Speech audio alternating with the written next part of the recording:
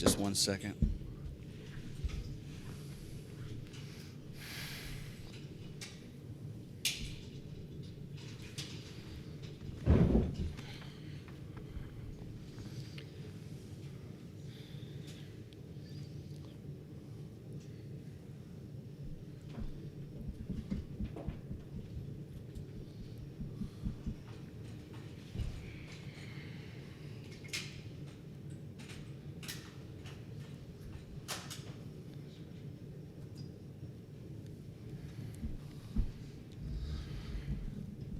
Thank you for your patience.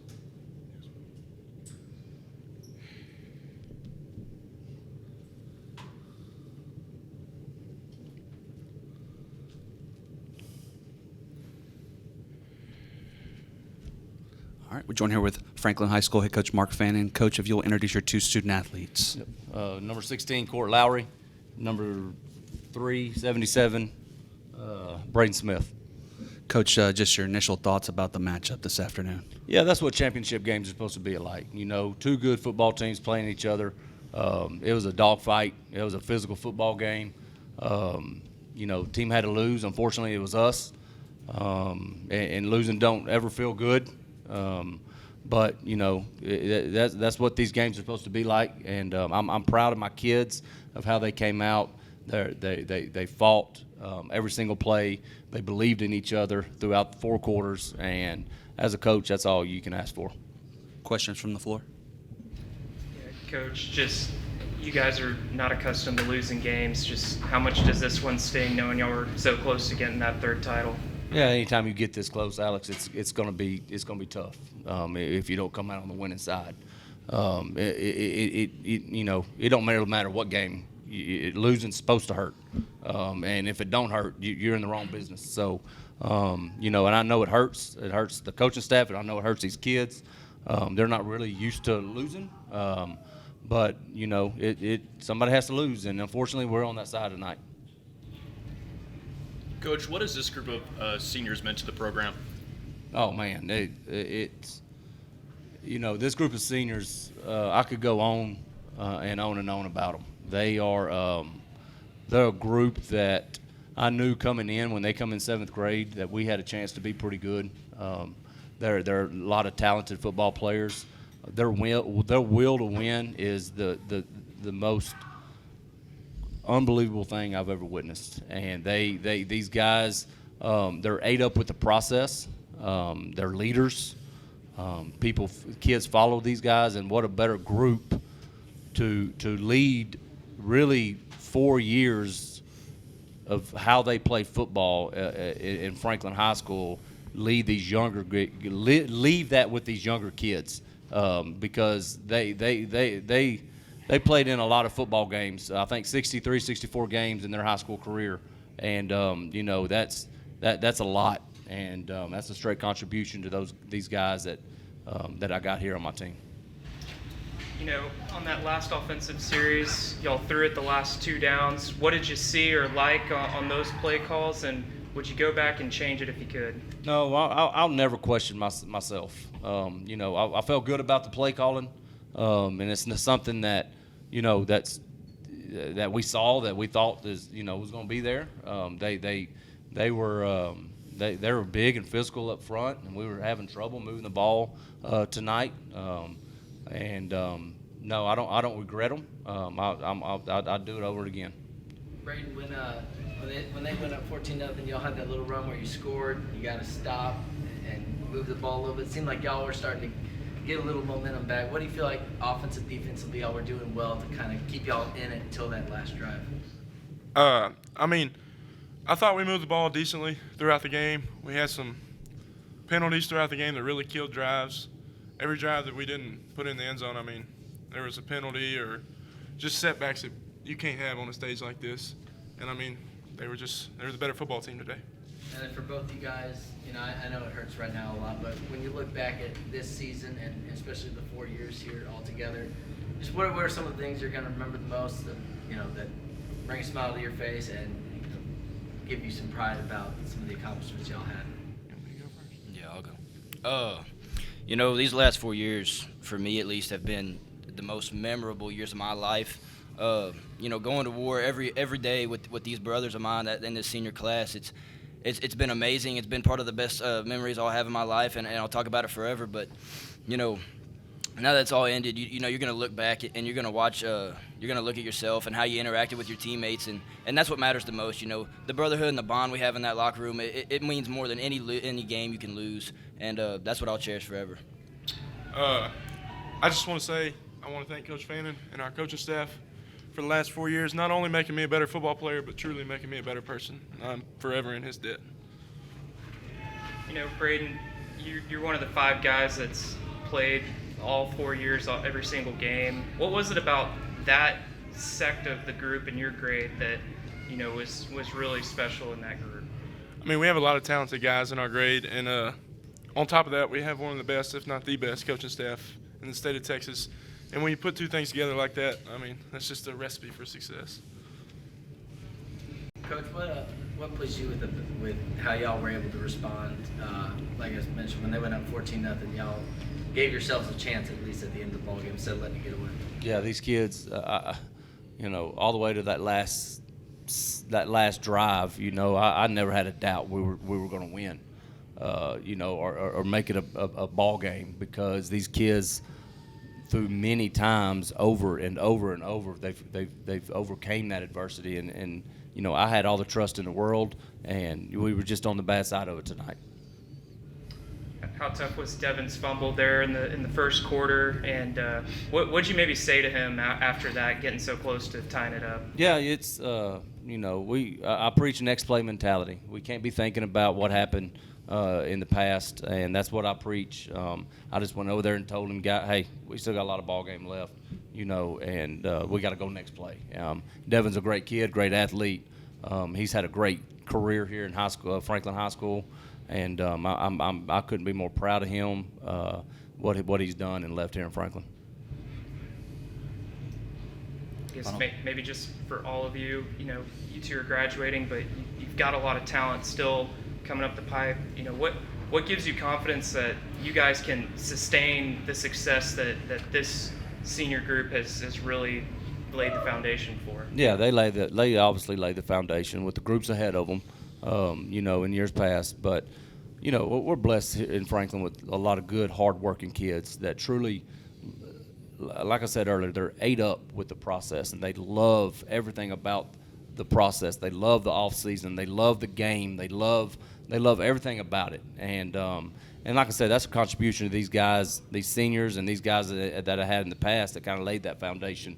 So I'm just, I wish we could play tomorrow. But I know it's time to rest a little bit and get an off season and get better for next year.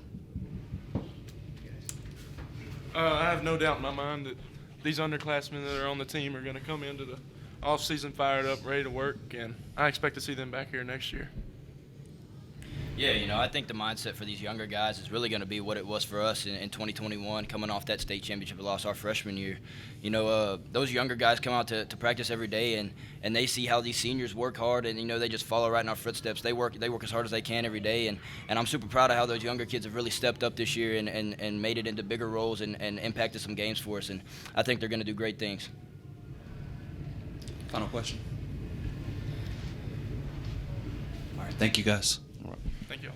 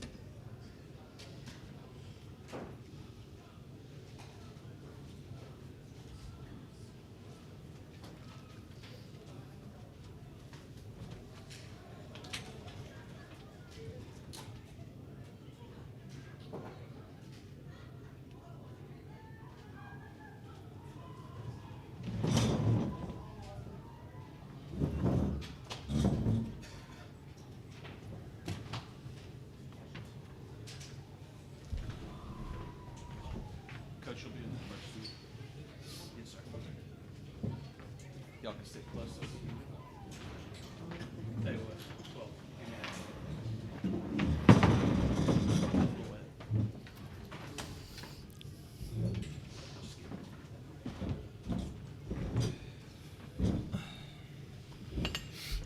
All right, we're joined here with Malakoff High School head coach Jamie Driscoll. Coach, if you introduce your two student athletes. Right here, number 2, I've got Chauncey Hogg, and number 12, I have Mike Jones.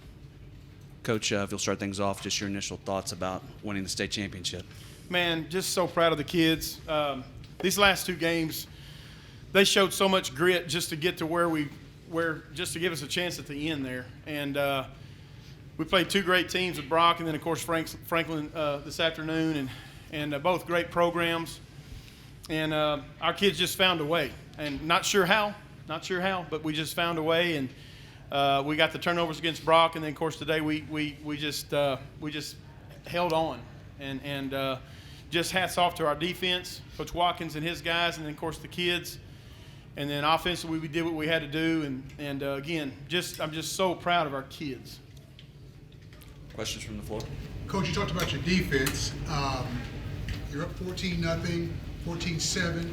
Talk about their composure and their poise in preventing the opposition of putting more points on the board. I know that on the field, I know they looked a lot more calm than I was. A lot of poise and just a lot of grit. They were on top of things out there. They knew what was kind of coming. They knew what was going on. We just had to tackle. We were getting there and making plays, but you know Franklin's kids are really tough to tackle and run the ball hard. And so once we kind of got them out of their comfort zone of running the ball a little bit, and they had to throw it some more, we were kind of on top of that and broke up some big passes. And so again, hats off to the kids. Just so proud of how they competed there at the end. I guess that's the word to use, is competed. So they're battle tested coming into the season, correct? Yes, sir. I mean, we played some games earlier this season that they weren't real competitive, to be honest with you, and we were concerned once that happened, how was our kids going to handle it? That was a big concern for us. And, man, they handled it. They couldn't have handled it any better.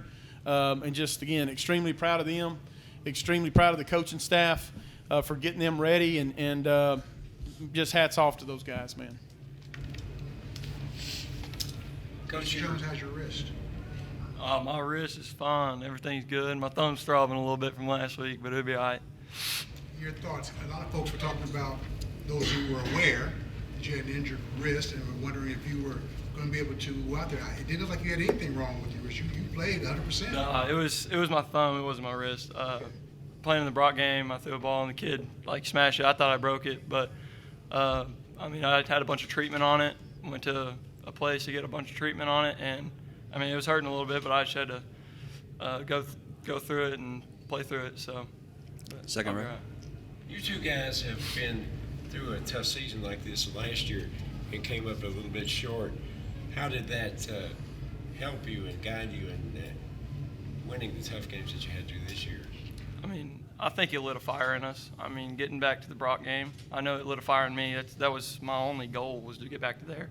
And then after that, it was just to win this game, and that's what we wanted to do. So, yeah, I think it lit a fire in us. And, Mike, you were able to get the tough runs of 5-6 yards, but weren't able to break that big one. But you kind of went to your Mr. Reliable there, Chauncey. Just kind of what did you see the early one, and then early in the third quarter, what did you see to kind of hit him deep both times? And before the game, he really wanted the ball a lot. So, all week we just had a bunch of plays in for deep balls for Chauncey, and the second one, the safety dropped back a little deep, and I was like, Chauncey can get behind him. So I threw the ball behind him. He was in the end zone and snagged it. So, yeah. And Chauncey, what were you able to do to kind of create separation on both those and catch it from number 12 there? We worked on it a lot this summer. Went to training camp, so we've been through it. Just get behind him and trust him. I know whenever he throws it, I'm gonna go get it. So. For both Chauncey and Mike, how would you describe the experience of playing at AT&T? It's unbelievable. It's weird. The sun coming through. It's massive, but it's unreal. It's unreal. Can't explain it. Yeah, it's crazy. As a kid, people dream of this. So some people don't get to do it, but it's unreal. Coach Driscoll, earlier in the week you said later in the year you said later in the week y'all started using Mike more on defense, in the playoffs. But just first off, what about him as a leader, as a quarterback these last few years? And then what about the plays he made on defense that helped y'all too? Well, both these guys, I've been asked this question, what's the difference in this team and prior teams? And these two guys, especially Chauncey, Mikey, probably Doc and Josh Garcia, we've never had leaders like them. They're the best leaders that we've ever had. Now, we've had some good leaders, don't get me wrong. But they actually took guys by the hand throughout practices at times and said, this is how you do it. And, they tried to keep it as upbeat as possible when it's 100 degrees in August and September and it's tough. And it's, the season's a long grind, man. And everybody's going to have their ups and down days. Well, these guys, as much as they could, kept it as upbeat as possible. And, they let us be the kind of the bad guys at times if we had to do the butt chewing, and they were the guys that kind of drug them along a little bit. And we've never had leaders like these guys, and I really do believe that that's the difference in why we're here and why we won this game. Coach, what's it been like building at Malakoff over this past decade? Man, it's been awesome. It's been a whole lot of work from a whole lot of people. I'm getting to be in front of the microphone here, but there's a whole lot of people behind the scenes that deserve just as much credit as I do. Obviously, we got great kids and great players. Excuse me. But our coaching staff, it's important to hire people smarter than you. So those guys, the staff, first of all, they've stuck with us for the most part for a long time, and we just know each other and how each other thinks and all that. And then they get the best out of the kids. They're all in for kids being successful. They try to put these guys in a situation out in the game to where they can be successful. Where we're talking about offense or defense or whatever. And so the climb to this journey, it's been great. It's totally different now than what it was back in 2009. I mean, we had to kind of lay the hammer down back then. And these guys, it's not like we had to do that much. I mean, these guys, they showed up with a goal. They were here to work for it. When our kids show up for athletics, they know we're going to go to work. And it's just a culture that has just slowly evolved, and thanks to kids like these that have totally bought in, we can't ask for anything better. And so the journey, it's been a long journey, but it's been well worth it now. Well worth it. Chauncey, as the game, the clock's hit 0. I watched you sat in the turf for about a good 3 minutes after the game was even over, man. Just what was going through your mind? Couldn't find him. Is that what it was? I couldn't find him. I was just trying to get it all in, soak it all in. I still can't believe we won. So I was just trying to soak it all in. It's amazing. Coach, with the success that you had today on the offensive side, I'm sure that's what everybody expected. But kind of talk about defense. What did you do this week mentally? What did you do to prepare defensively? They had me locked on 8. So I'm always really locked on their best receiver type of guy. So all I had to do was just new position too. I was at a new position at safety. I'm really a corner. So I just had to watch him, keep my eyes locked on him, and just work on play my technique. Coach, that first quarter fumble by Franklin was another big turning point in the game. Huge. They got a good drive going on us right there, and him fumbling right there, and we recovered. Who recovered it, Bubba? Yeah. Yeah, that was probably the play of the game, to be honest with you. You wouldn't think it would be in the first quarter, but that was huge. And kind of took their momentum from them a little bit. They had, again, put together a great drive, and it was fixing to tie it up. And just a big play by our guys. Again, showing grit, doing whatever they have to do to get the job done, and just a great job on their part. At the end, they started running the ball well again. Right. Those last 2 plays, were you surprised that they threw it, knowing what they had been able to do in the run game? Well, we got them in a 3rd and long, and that was our goal, is we could just keep them close to being 3rd and long. Then we felt good about it, because if they were going to throw it, we knew they were going to throw it, kind of thing. You know what I'm saying? And so that worked out for us, and our kids made plays, obviously. And I think it was like 3rd and 7 or something like that. And so. I thought they would throw it at that time. I really did, just because they weren't getting the yardage that they had been getting. Does that make sense? Yeah. What were you guys able to do so well up front to contain their inside run game? Because teams really hadn't been able to do that the last few weeks. I think it starts with our D-line. I mean, Doc and Daniel Norrell, Michael Elliott had a great game. Jalen Smith, those guys, I mean, they're fighters in there, and just tough kids that get after it. They have a lot of talent, but they're even tough. They're tough, and that's a huge difference. Obviously, Parker Bush, I think he got the DMVP. Parker Poteet. He got the DMVP, and he had a great game. He had lots of tackles, because of that D line, and guys just flew around. That back, that number 1 for them, Jackson. I mean, he's a great back, number 8, great player for them, and we were worried about tackling those guys for 4 quarters, and we did. We did. I think that's the difference.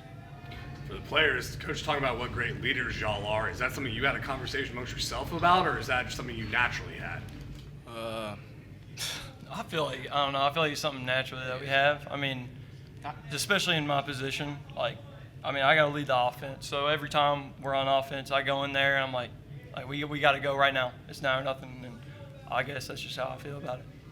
As a senior, all you want to do is just win state. So you just got to keep everybody in line and work as a coach, but not as a coach. So just keep everybody in line. The deal is both these guys are very intelligent, and like this guy here, he's been playing with us a long time. He's been on the varsity a long time, and he knows everything. He knows every position as a receiver.